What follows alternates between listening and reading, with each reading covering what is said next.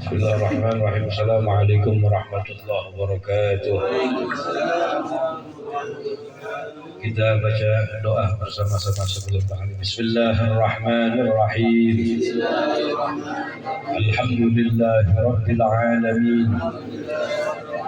Allahumma salli wa sallim ala sayyidina Muhammadin salatan tukhrijuna min zulumatil wahmi wa tukrimuna min nuril fahmi wa tudihu lana ma ashkala hatta yufhama innaka anta ta'lam wa la a'lam innaka anta 'allamul ghuyub.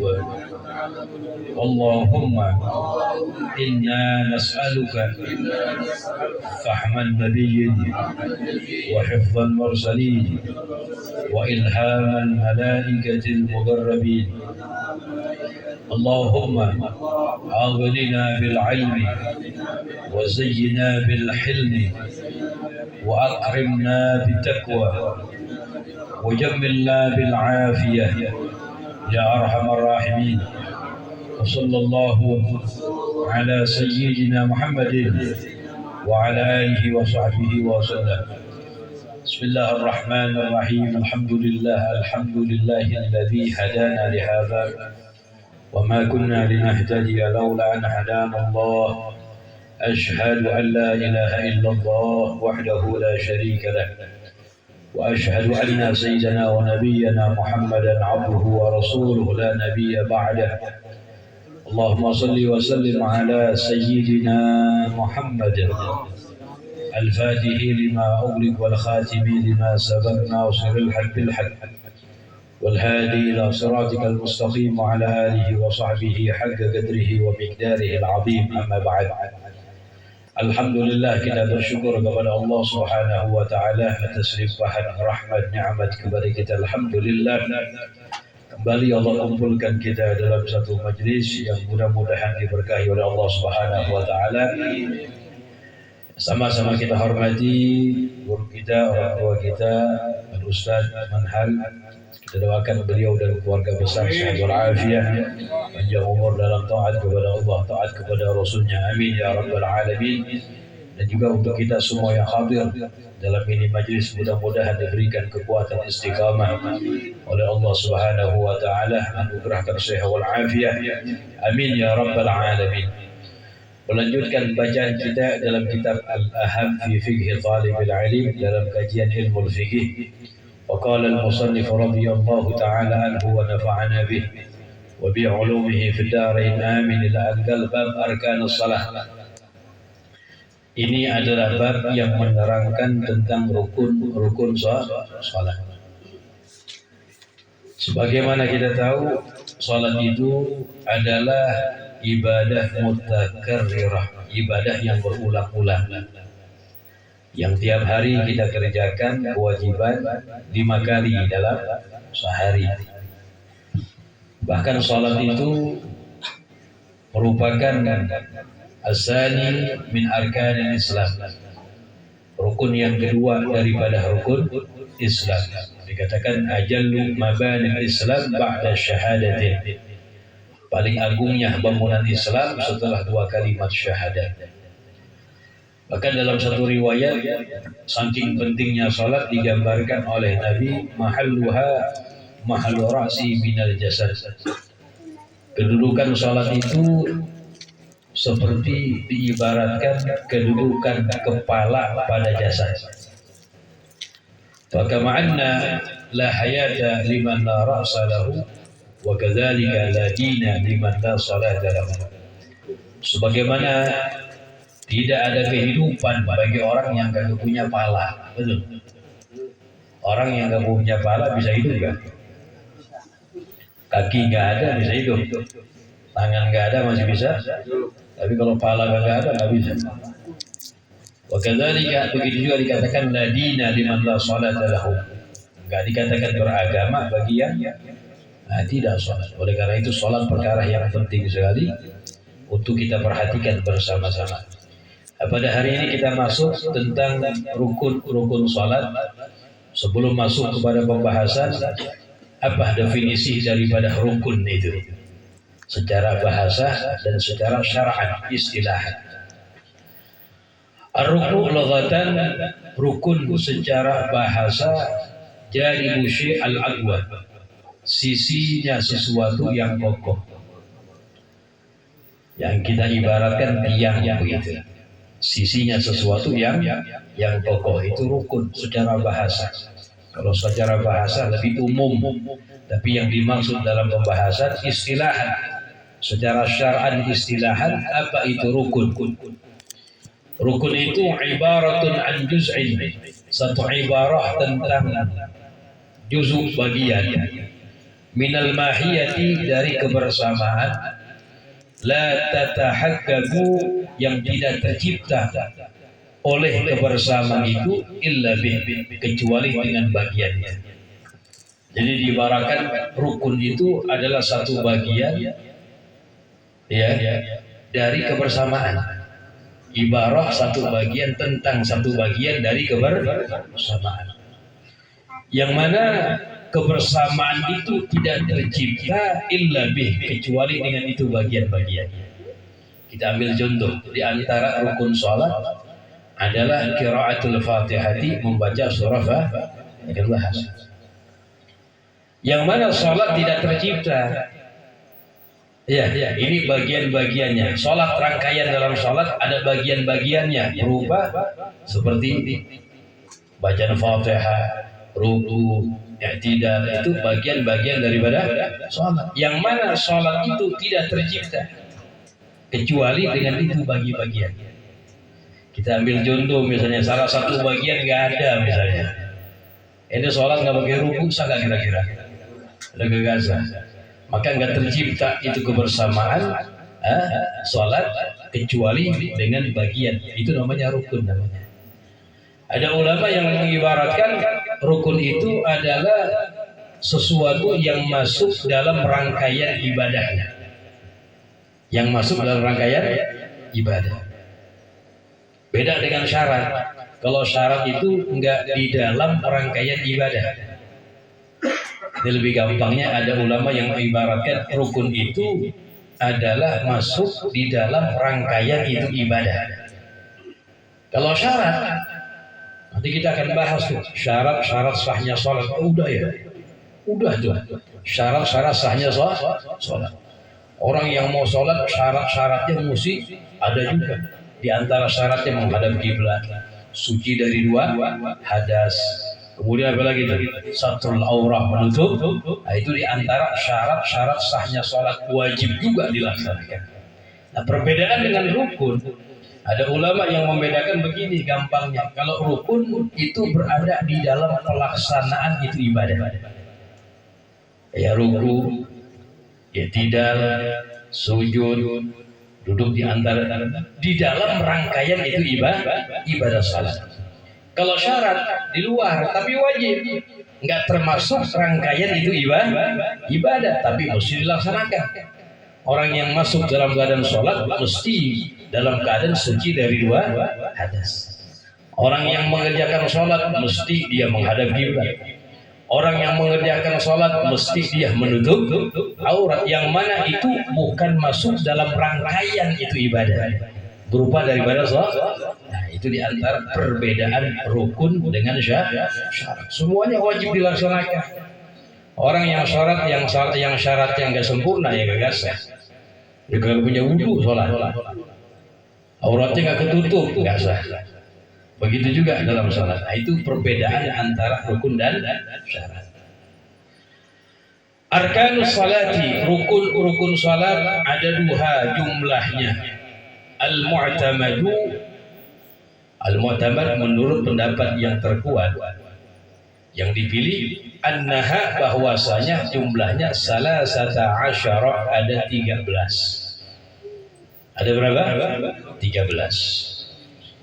Bija'li tuma'ninat, dengan menjadikan at-tuma'ninat, dengan menjadikan tuma'ninah yang ada 4 itu tabi'atan lil arkan, pengikut bagi rukun-rukun. Tuma'ninah dalam sholat ada berapa tempat? Kita tuma'ninah wajib dalam sholat ada berapa tempat? Ada 4 tempat. Ketika ruku wajib tuma'ninah, ketika i'tidal wajib, ketika sujud 2 kali wajib, ketika duduk di antara 2 wajib tuma'ninah. Tuma'ninah apa sih? Tuma'ninah itu sukunul a'dha fi mahalliha bi qadri subhanallah. Diamnya anggota badan di tempatnya. Seukuran paling minim diamnya itu gadar ukuran kalimat baca subhanallah, paling minimnya itu diamnya. Itu namanya tuma'ninah. Nah di sini ulama yang menjadikan rukun-rukun sholat jumlahnya ada 13, menjadikan tuma'ninah yang ada 4 itu tabi'atan lil arkan, pengikut bagi rukun. Jadi nggak dihitung tuma'ninahnya. Nah di sini kita bahas, jangan heran ya, dulu di antara kita mungkin ada yang pernah baca kitab Safinatun Najah. Ada berapa? 17. Kalau ente baca Fathul Gharib, matanya Abu Suja matanya 18. Ada lagi yang menulis 14 dibahas di sini. Itu semua cuma perbedaan angka saja. Maksudnya adalah sama. Nah, yang menjadikan 13 seperti siapa? Ini yang menjadikan 13 Al-Imam Nawawi dalam kitab Minhajul Talibin. Itu Al-Mu'tamad, pendapat yang terkuat. Kita bahas sekarang ta'liqan nomor 1. Wakila, ada pendapat ulama innaha 17. Rukun sholat jumlahnya ada 17. Ya. Nah 17 seperti Syekh Salim bin Umar Sumer dalam kitab Safinatun Najah itu. Bija'li tumaninat arkanan mustakhillatan, yang menjadikan rukun sholat jumlahnya ada 17. Mereka itu para ulama yang menghitung itu menjadikan tuma'ninah yang jumlahnya ada 4 sebagai rukun tersendiri. Bukan pengikut rukun, tapi rukun dihitung. Yang 4-nya dihitung. Jadi begini, kalau kita baca Safinatun Najah itu rukun sholat rukun yang setelahnya tuma'ninah di dalam rukun. Jadi rukun dijadikan sebagai apa? Tuma'ninah dijadikan sebagai rukun dihitung. Kemudian rukun sholat i'tidal, rukun setelahnya tuma'ninah di dalam i'tidal. Yang itu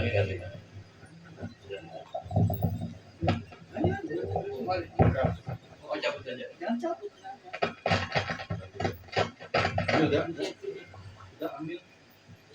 Nanti mau main ya. Bismillah. Jadi balik lagi ya. Balik lagi. Jadi yang menulis rukun sholat ada 17, mereka menjadikan tuma'ninah yang ada 4 sebagai arkanan mustakhillatan, rukun tersendiri. Dihitung 13 sama 4 berapa? 17. Jelas ya? Yang menulis 13 mereka enggak menjadikan tuma'ninah sebagai rukun tersendiri, tapi tabi'atan lil arkan, pengikut rukun. Jadi enggak dihitung sebagai rukun. Jadi begini, di antara rukun sholat ruku, syaratnya ruku tuma'ninah di dalamnya. Begitu. Enggak dihitung sebagai rukun. Kemudian wa minhum man qala, dan di antara mereka man qala, ulama yang berkata, yang berpendapat jumlahnya 14, rukun sholat ada 14. Bija'li tuma'ninat, dengan menjadikan tuma'ninat yang ada 4 itu ruknan wahidan, satu rukun. Kan tuma'ninat ada berapa? 4. Dijadikan sebagai satu rukun yang 4. 13 sama 1 berapa? Pintar aja. Wa minhum man zada ruknan, dan di antara mereka ulama yang menambahkan ia akan satu rukun.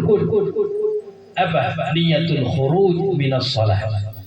Ada ulama yang berpendapat niat keluar dari sholat itu adalah rukun sholat. Jadi wajib itu. Ini pendapat ulama yang berpendapat demikian. Pas salam yang pertama, salam berbarengan dengan niat keluar dari Assalamualaikum, di hatinya niat keluar dari sholat. Alhamdulillah. Ini ada yang menjadikan sebagai rukun. Ini disebutkan dalam kitab Abu Suja, matan daripada Fathul Gharib. Berat itu. Ala kulli hal, pendapat al-mu'tamad yang terkuat itu hanya sunnah aja. Tapi ala kulli hal ada ulama yang mengatakan masuk dalam rukun, yang menjadikan itu rukun. Orang yang salam gagal niat keluar dari sholat, nggak sah sholatnya. Repot kan? Makanya sunnahnya mu'tamad yang terkuat pendapat mengatakan sunnah.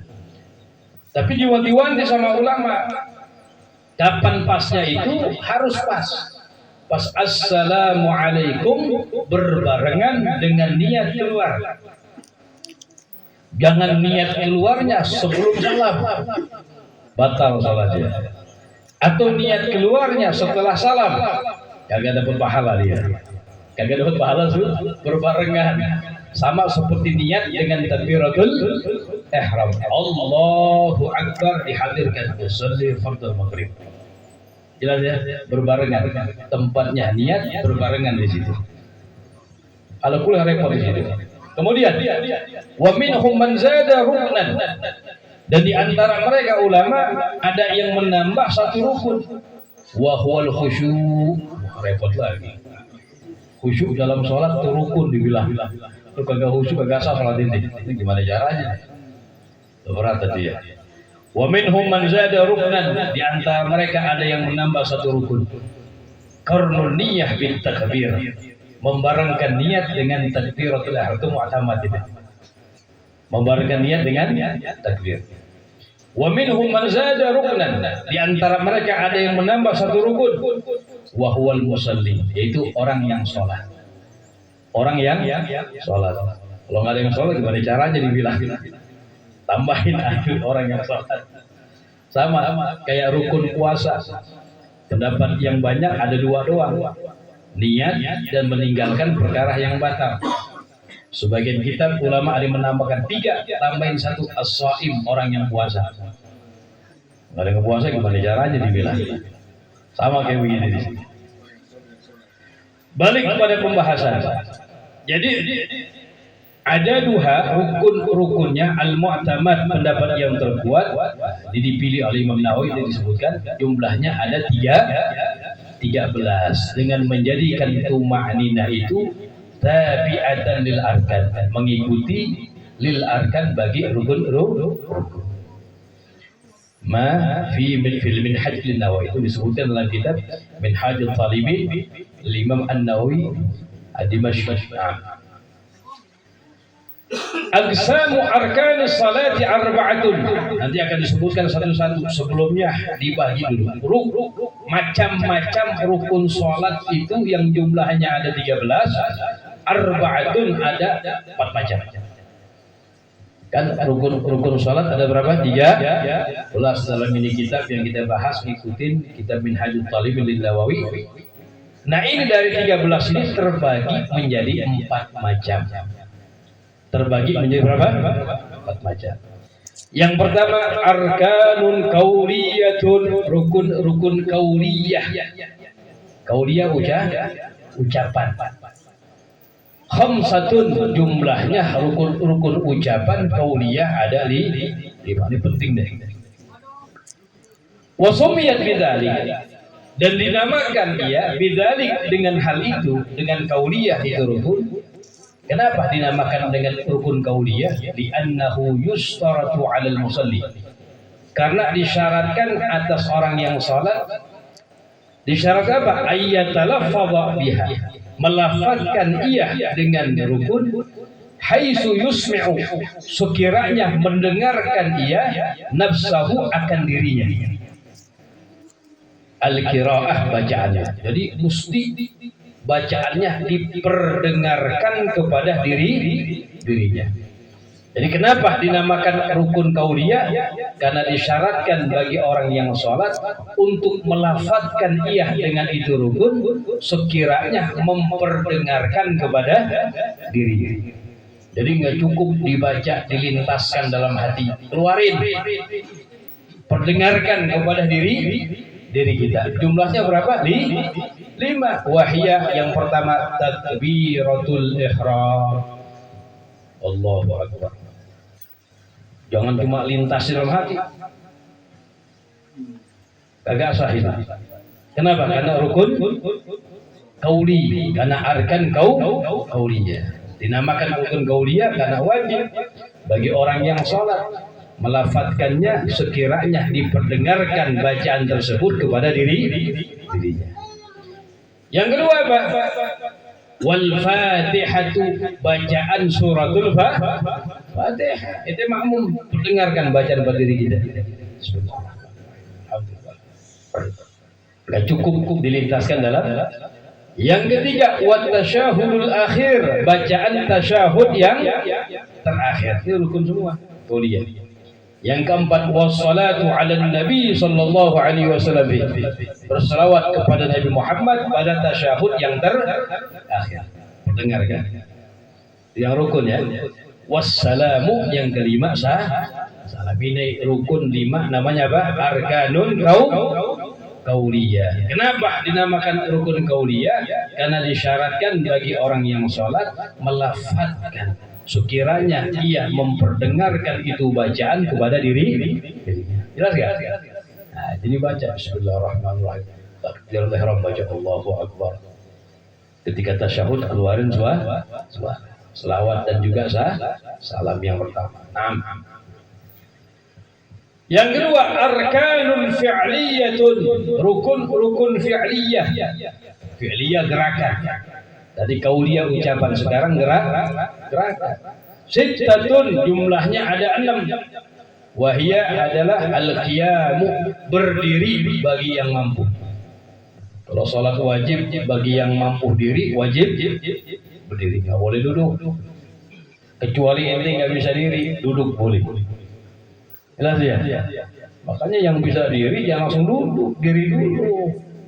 Entar dia ruku nggak bisa, boleh duduk baru. Pas dirinya bisa, wajib diri. Yang kedua, ruku, rukun fi'liyah, arkan fi'liyah. Yang kedua, ruku. Yang ketiga, i'tidal.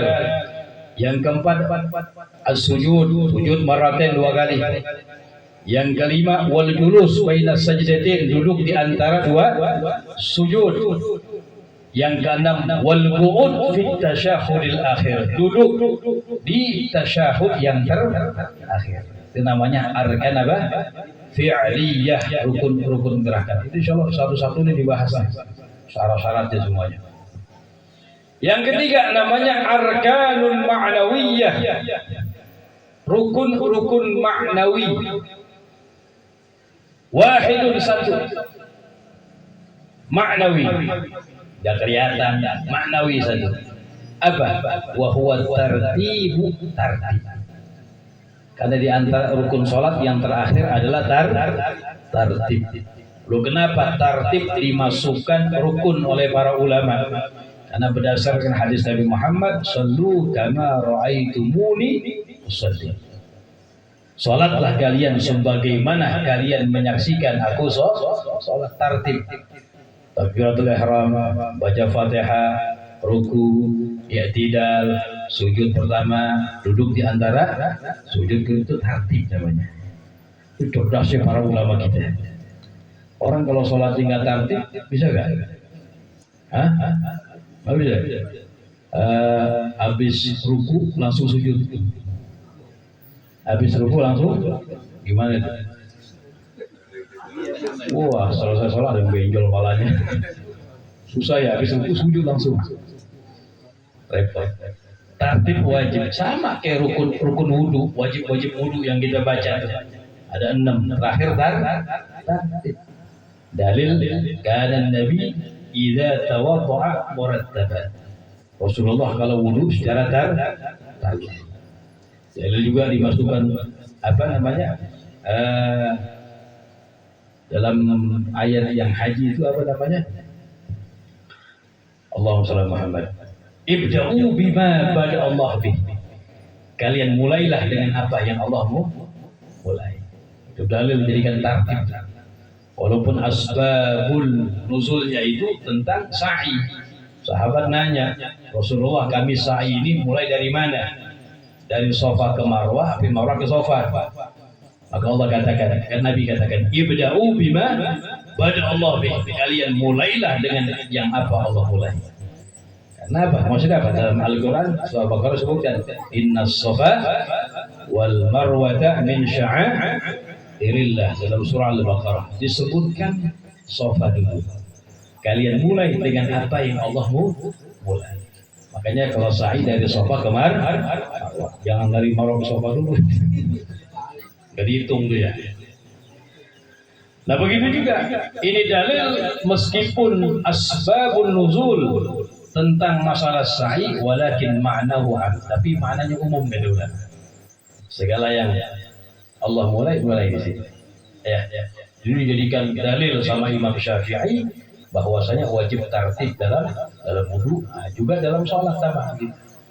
Lihatlah kalian sholat kalian sebagaimana kalian menyaksikan aku sholat. Udah nggak menyaksikan Nabi benar. Silsilah ilmiah. Para sahabat nyaksiin Nabi, tabi'in nyaksiin sahabat, terus sampai kepada kita ya. Kemudian ada yang terakhir yang ke arkanul qalbiyah, rukun hati. Wahidun satu, wa huwa niyatu adalah niyat. Innamal a'malu binniyat. Nah, ini kita kembali lagi sebelum ya pembahasan satu persatu dalam ini kitab akan dibahas. Jadi diulangi lagi bahwasanya aksam arkanus salat arba'atun, macam-macam rukun salat ada berapa? 4. Yang pertama apa? Arkan qauliyah, ingat itu rukun ucapan. Ada berapa? Ada 5, jangan dikurangin. Ada berapa? Ada 5. Yang pertama takbiratul ihram, mesti dikeluarin suaranya. Yang kedua bacaan Fatihah. Yang ketiga tasyahud yang terakhir. Yang keempat selawat kepada Nabi pada tasyahud yang terakhir. Yang kelima salam. Nah, kenapa dinamakan rukun qauliyah? Arkan qauliyah itu karena disyaratkan bagi yang sholat harus melafadzkannya, dikeluarkan sekiranya dia mendengarnya. Ayyusmi'ah, jadi asma'a yusmi'u itu memperdengarkan. Kalau sami'a yasma'u mendengar. Jadi ayyusmi'ah, ia memperdengarkan nafsahu akan dirinya. Ya, bacaannya harus diperdengarkan kepada dirinya. Jadi dibaca, dikeluarin tuh, jangan dalam hati, nggak cukup. Yang kedua, macam rukun salat yang kedua arkan rukun fi'liyah. Ada berapa? Ada 6. Pertama, berdiri bagi yang mampu di dalam salat wajib. Salat wajib yang mampu diri wajib diri. Beda dengan salat sunnah. Salat sunnah yang mampu diri boleh diri. Cuma falahu nisfu ajril ghaib, baginya mendapatkan setengah pahala orang yang beri sayang. Yang kedua ruku, yang ketiga i'tidal, yang keempat sujud 2 kali, yang kelima duduk di antara 2, yang keenam duduk di dalam tasyahud yang namanya apa? Arkan qauliyah. 5 tambah 6 berapa? 11. Yang ketiga arkan ma'nawiyah. Ma'nawiyah enggak nampak. 1 tartib. Yang keempat arkan qalbiyah, rukun hati 1, yaitu jadi berapa jumlahnya itu? 13. Dan insyaallah nanti hadza syarhu arkanus shalah, ini penjelasan rukun-rukun salat. Rukun pertama niat dibahas 13, panjang kan kita. Insyaallah Allahu a'lam bissawab. Ada pertanyaan apa? Buka pertanyaan.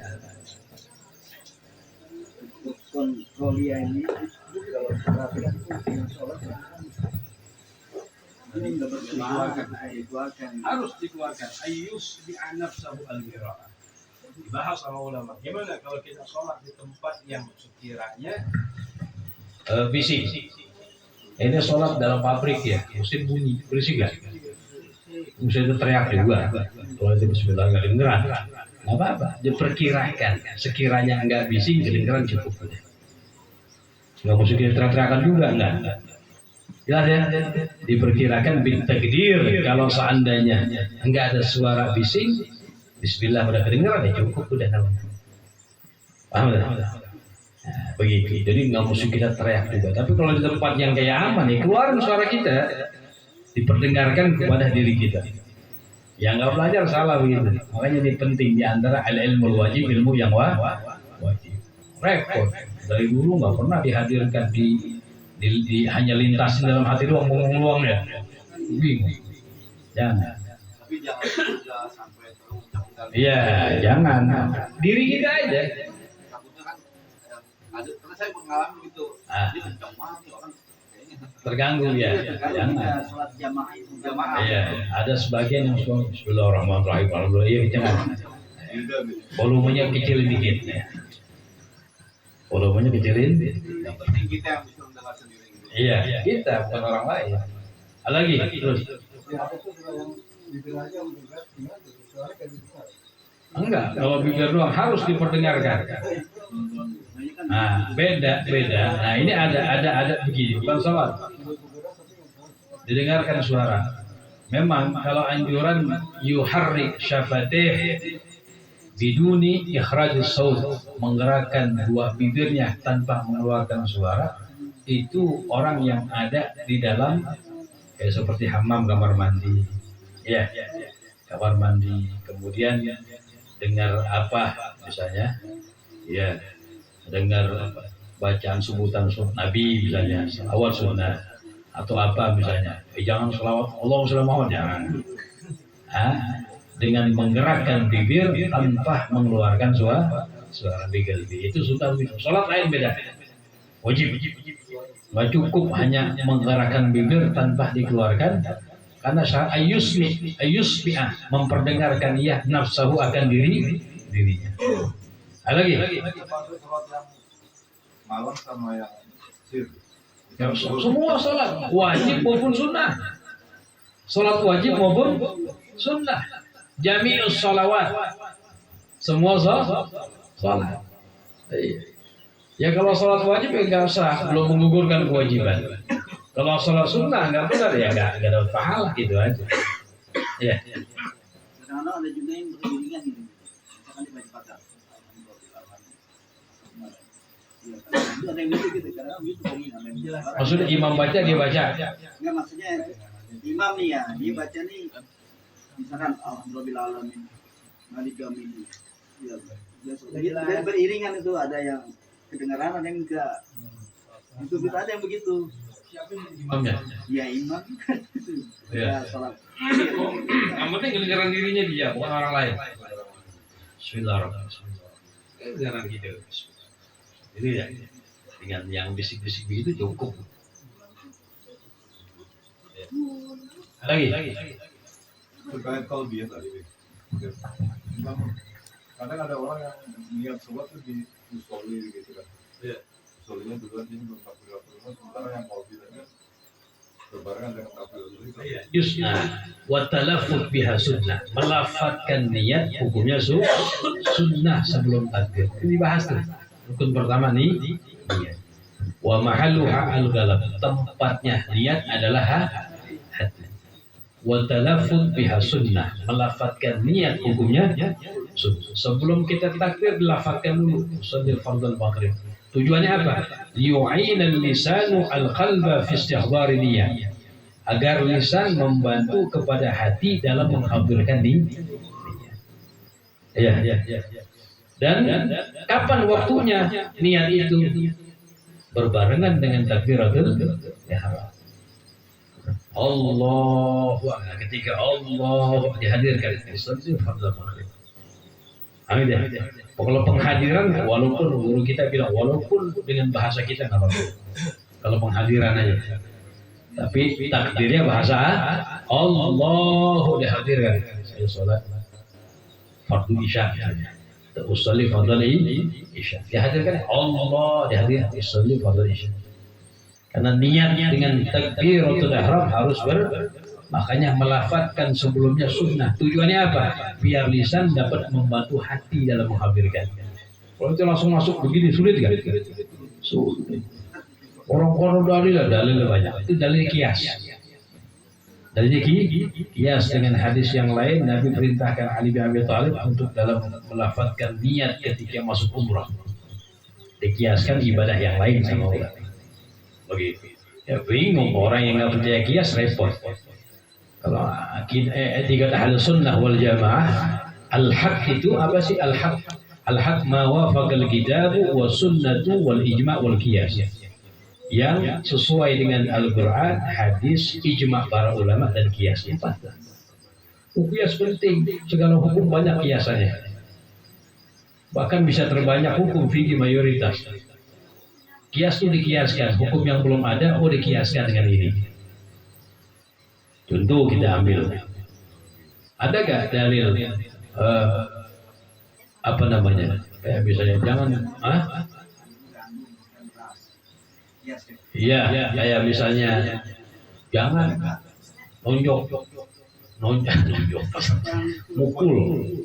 mukul siapa? Mukul orang tua boleh gak? Iya, itu dikiaskan. Wala taqul lahum uff.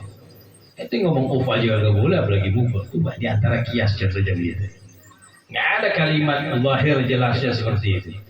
Tapi dikiaskan dengan dalil yang lain. Banyak mayoritas begitu. Itu sebagai contoh gampangnya aja. Nah, tadi juga disampaikan warus segala macam dikiaskan dengan makanan pokok yang kita makan. Nah, begitu. Lagi. Ibu-ibu mau tanya. Gimana? Suara kenceng-kenceng. Sekalian apa gimana?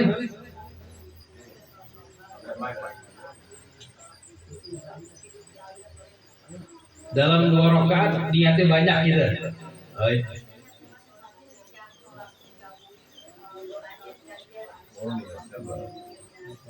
Doanya digabungin ya sekarang.